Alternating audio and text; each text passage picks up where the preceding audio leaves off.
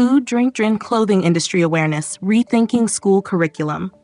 I would suggest that we stop treating food, drink, and clothing as mere consumer products and start looking at them as essential parts of our daily lives that require knowledge, responsibility, and ethical decision-making. If you think about it, most students have no idea where their food comes from, how it is processed, or what goes into the clothes they wear.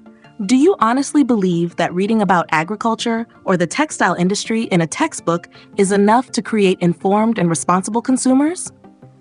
For instance, NLP, neuro-linguistic programming, tells us that different students absorb information in different ways.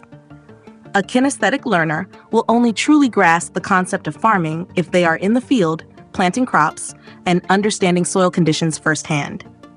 Meanwhile, a visual learner will connect better through documentaries, infographics on food processing, and supply chain visuals.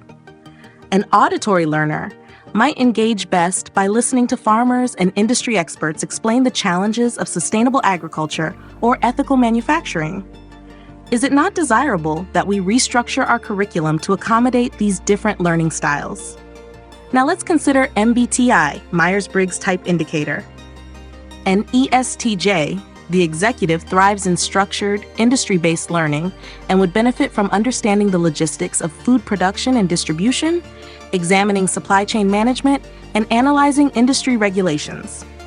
On the other hand, an INFP, the mediator, would likely be drawn to the ethical and environmental aspects, such as fair trade practices, organic farming, and the impact of fast fashion on sustainability.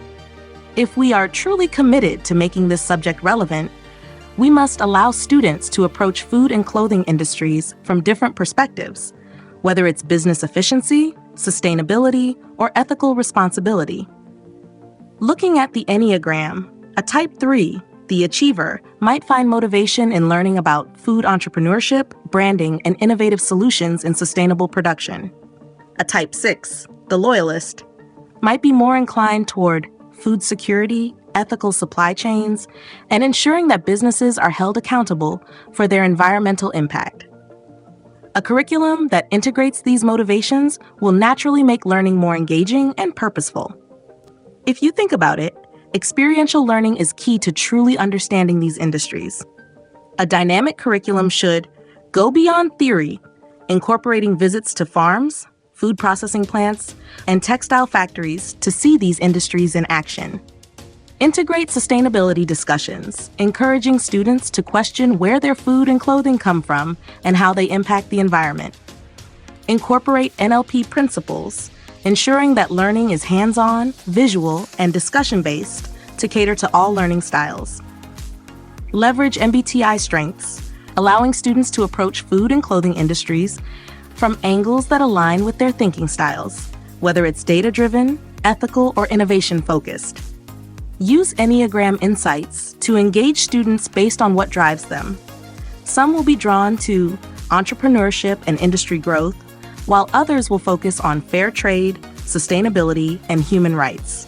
Do you honestly believe that students will develop a sense of responsibility towards sustainability, ethical consumption, and industry innovation if they never see the process firsthand?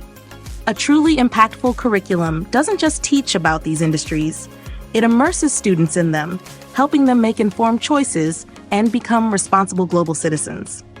The real question is, are we ready to teach students where their food and clothes really come from, and what that means for the future?